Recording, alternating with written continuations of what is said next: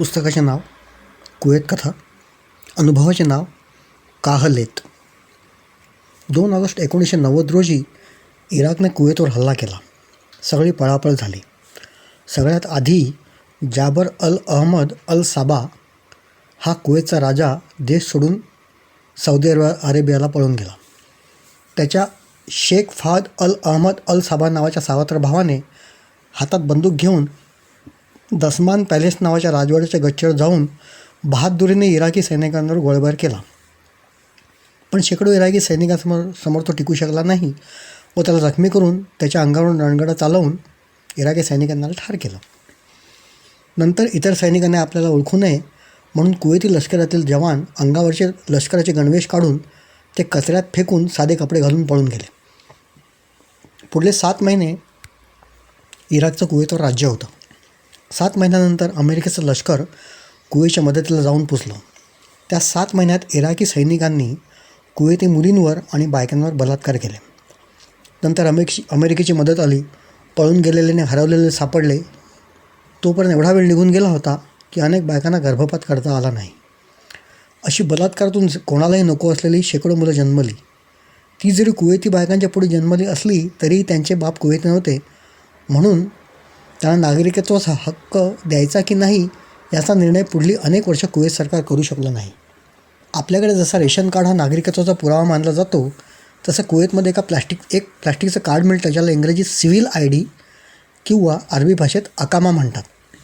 कुवेतच्या मूळ नागरिकांसाठी एका प्रकारचा, तर जन्माने अरबी पण दुसऱ्या देशातून आलेल्या नागरिकांसाठी दुसऱ्या प्रकारचा, आणि अरबी नसलेले आणि दुसऱ्या देशातून आलेले आमच्यासारखे तात्पुरते नागरिक यांच्यासाठी तिसऱ्या प्रकारचा, असे वेगवेगळे अकामे तिकडे मिळतात. प्रत्येक अकाम्याचा रंगही वेगवेगळा असतो. अरब नसलेल्या आणि दुसऱ्या देशातून नोकरीसाठी आलेल्या आमच्यासारख्या लोकांना जो अकामा मिळतो तो फिकट पिस्ता रंगाचा असतो. ही जी नको असलेली मुलं जन्माला आली होती त्यांना अरबी भाषेत काहलेत किंवा इब्न ए हराम असं म्हणायचे. त्यांना कुठला अकामा द्यायचा हे पुढली अनेक वर्ष नक्की न झाल्याने त्या मुलांना कुठल्याही प्रकारचा हक्क नसायचा. त्या मुलांना घरात प्रेम तर मिळत नव्हतंच, पण त्यांना शाळेत प्रवेश घेतानाही फारच कटकडे कराव्या लागायच्या. त्यामुळे अशी मुलं बेवारशी मुलांसारखी शक्यतो शाळेत न जाता रस्त्यावर टोळक्याने राहायची व चोरीमारी करून आपली उपजीविका करायची. कुवेती पोलिसांनाही त्यांच्याबद्दल सहानुभूती असल्याने जर कोणी त्यांच्याविरुद्ध तक्रार केली आणि त्यांच्यापैकी एखादा मुलगा पकडला गेलास तर त्याला तुरुंगात न टाकता थोडीफार मारझोड करून पोलीस सोडून द्यायचे. आमच्यासारख्या परदेशी नागरिकांना पोलीस सरळ सांगायचे की काहलेत मुलांपासून सावध राहा. त्यांना दुसराही एक शब्द होता, तो म्हणजे बद्दू. पण हे कुठल्या अरबी शब्दाचं लघुनाव आहे हे मला माहीत नव्हतं. कदाचित बेदुईन या शब्दाचंही असू शकेल. सगळ्यात पहिल्यांदा मी 1996 साली कुवेतला गेलो. तेव्हा ही बद्दू मुलं 5-6 वर्षाची होती आणि त्यांच्या जवळून जाणाऱ्या आमच्यासारख्या परदेशी नागरिकांवर ती मुलं माती फेकायची किंवा थुंकायची. मातीने बरबटलेली भिकासारखी दिसणारी ती मुलं, बेवारशी मुलं लगेच लक्षात यायची आणि त्यांना टाळून पुढे जावं लागायचं. 1996 ते 1999 अशी 3 वर्ष कुवेतला राहिल्यावर मी भारतात परत आलो. तो पुन्हा 2003 साली दुसऱ्यांदा कुवेतला गेलो. तेव्हाही मुलं 12-13 वर्षाची झाली होती आणि माती फेकणं आणि थुंकणं यापेक्षा जास्त मोठे गुन्हे करायला लागले होते. 2008 साली ऑक्टोबर महिन्यात मी भारतात परत आलो आणि माझा संसार तुटल्यामुळे 2009च्या एप्रिल महिन्यात तिसऱ्यांदा कुवेतला पुन्हा गेलो. तेव्हाही बद्दू मुलं चांगली 18-19 वर्षाची झाली होती. आता ती हातात शस्त्र घेऊन वाटमारीही करू लागली होती. मी जेव्हा श्री कोकाटे यांच्या ब्लॉकवर राहायचो तेव्हा माझ्या बाजूच्या खोलीत श्री भगवान गायकवाड राहायचे. ते नवबौद्ध होते. ते खराफी नॅशनल नावाच्या एका प्रचंड मोठ्या कंपनीत नोकरी करायचे. त्यांच्या कंपनीत नोकरी करणारा बिहारमधला मेवालाल नावाचा एक तरुण कामगार एकदा अल झाहरा नावाच्या लांबवरच्या एका ठिकाणी मित्राला भेटायला गेला होता. भेटून परत येताना तो बसस्टॉपवर एकटाच उभा होता. तेव्हा अचानक कुठून तरी 4 बद्दू मुलं आली. ती सगळी 18-20 वर्षाची होती. त्या मुलांनी या मेवालालला चाकूचा धाक दाखवून फक्त लुटलंच नाही तर बेदम मारहाणही केली. तो रक्तबंबाळ होऊन बसस्टॉपवर पडून राहिला, पण त्या निर्मनुष्य वाळवंटात त्याला कोणीही मदत करायला आलं नाही.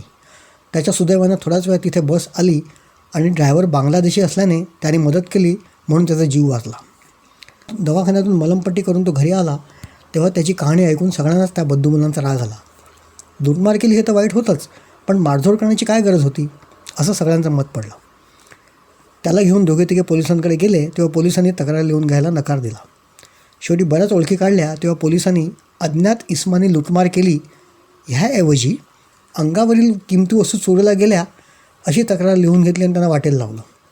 कारण पहिल्या प्रकारची तक्रार म्हणजे अज्ञात इसमाने लूटमार केली अशी तक्रार लिहून घेतली असती तर पोलिसांचं कर्तव्य होतं की त्यांना त्या गुन्हेगारांना शोधावं लागलं असतं. पण अंगावरील किमती वस्तू चोरीला गेल्या त्या शोधून द्याव्या अशी तक्रार केल्यामुळे पोलिसांना ते न शोधलं नाही तरी चाललं असतं. पुढले 7 दिवस रोज कोणी ना कोणी पोलीस स्टेशनमध्ये जाऊन तपासाची प्रगती कुठपर्यंत आली ते विचारून यायचा. पण प्रगती शून्य होती. शेवटी सगळ्यांना कळून चुकलं की पोलीस कधीच गुन्हेगारांना पकडणार नाहीत, आपणच काहीतरी केलं पाहिजे. बिहारी लोकांची दाट वस्ती असलेल्या अल हसावी भागात बिहारी लोकांची एक सभा झाली.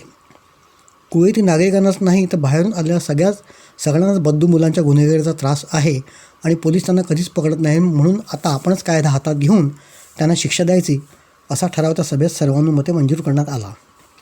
चांगली शिकलेली आणि भरपूर वाचन असलेली 4 बिहारी माणसं पुढे आली आणि त्यांनी सांगितल्याप्रमाणे सगळ्यांनी वागण्याचं ठरवलं.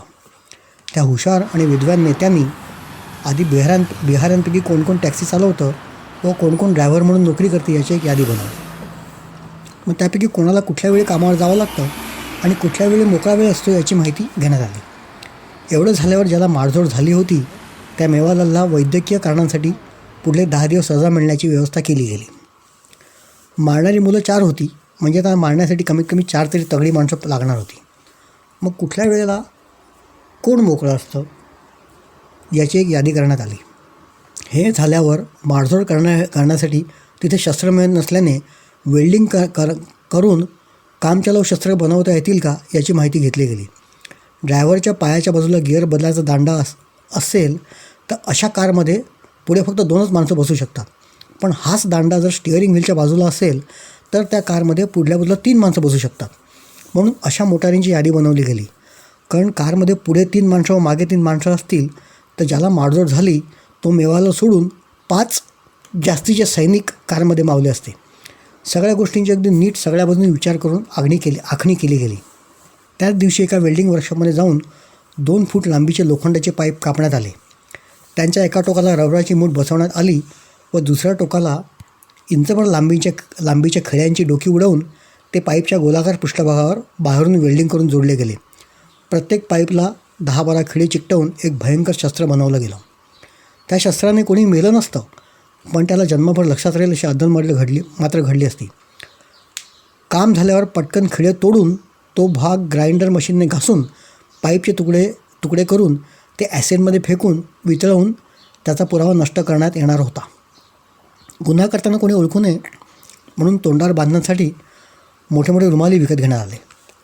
दुसऱ्या दिवसापासून मोहिमेला सुरुवात झाली.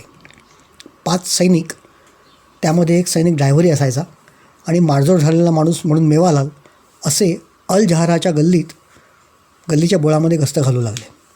एका कारची वेळ संपली किंवा सैनिकांची वेळ संपली की कार बदलली जायची व सैनिक बदलले जायचे, पण मेवालाल मात्र कायम असायचा, कारण तोच त्या मुलांना ओळखू शकणार होता.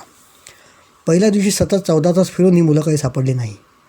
दुसऱ्या दिवशी नाही, तिसऱ्या दिवशी नाही.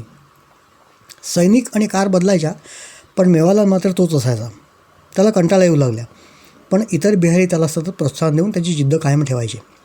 5व्या दिवशी ती मुलं एका शेडमध्ये बसून सिगरेटी फुंकताना दिसली. मेवालालनी बरोबर ओळखली, पण त्याच्यामध्ये एक मुलगा जास्त होता.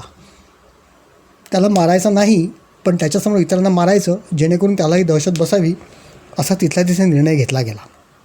कार थोडी पुढे नेऊन थांबवली आणि सगळ्यांनी तोंडावर रुमाल बांधले. मग डिकीमधून ती भयंकर शस्त्र बाहेर काढली आणि अगदी गुपचूप जाऊन सगळ्या बाजूंनी एकदम हल्ला करून त्या कवळ्या पोरांना पकडून त्यांचे हात पाठीमागे पिळून त्यांना जमिनीवर झोपवून दाबून धरलं गेलं. मेवालाल पुढे झाला आणि त्याने एका पोराच्या हातापायांवर, पाठीवर, पोटावर, छातीवर त्या शस्त्राने अनेक वार करून रक्तबंबाळ केला. एकाला जखमी करून झालं की त्याचं तोंड बांधून त्याला बाजूला करण्यात यायचं आणि मग दुसऱ्या पोराला ऐरणीवर घेण्यात यायचं. असं डोकं शांत ठेवून एकानंतर एक असं करत 4ही पोरांना एवढी मारझोड केली गेली की त्यांना लवकर दवाखान्यात नेलं नाही तर रक्तस्राव होऊनच ती मरतील. मग शेवटच्या बघ्या पोराला अरबी भाषेत सांगण्यात आलं की या 4 मुलांनी एका भारतीय माणसाला नुसतं लुटलंच नाही तर उगाच मारझोडी केली, त्याचा हा बदला घेतला गेला आहे. लवकर त्यांना दवाखान्यात नेलं नाही तरी पोरं मरतील. बघ्यापोराला चांगलंच करकचून बांधलं गेलं, जेणेकरून त्यांनी स्वतःचे हात सोडवेपर्यंत सैनिकांना पलटा यावं. सगळे सैनिक ठरल्याप्रमाणे आधी वर्कशॉपमध्ये आले आणि त्यांनी शस्त्र नष्ट करून टाकली. मग सगळे समाधानाने आपापल्या घरी गेले. दुसऱ्या दिवशी वर्तमानपत्रामध्ये 4 बद्दू मुलांना अज्ञात इस्मांनी मरेपर्यंत मारझोड केल्याची व त्यापैकी 2 स्थिती गंभीर असल्याची बातमी आली. पोलिसांना संशय येऊ नये म्हणून पुढले काही दिवस रोज कोणी ना कोणी बिहारी पोलीस स्टेशनमध्ये जाऊन तपास कुठवर आला ही चौकशी करत राहिला. ज्याप्रमाणे मेवालच्या तक्रारीकडे पोलिसांनी दुर्लक्ष केलं होतं, त्याचप्रमाणे त्या बद्दू पोरांच्या तक्रारीकडेही पोलिसांनी दुर्लक्षच केलं.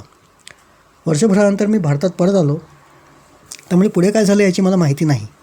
पण ही घटना घडल्यानंतर पुढल्या वर्षभरपर्यंत जोपर्यंत मी कुवेतमध्ये होतो, तोपर्यंत कुठल्याही बद्दू मुलाने कुठल्याही भारतीय माणसाला लुटण्याची बातमी काही आली नव्हती.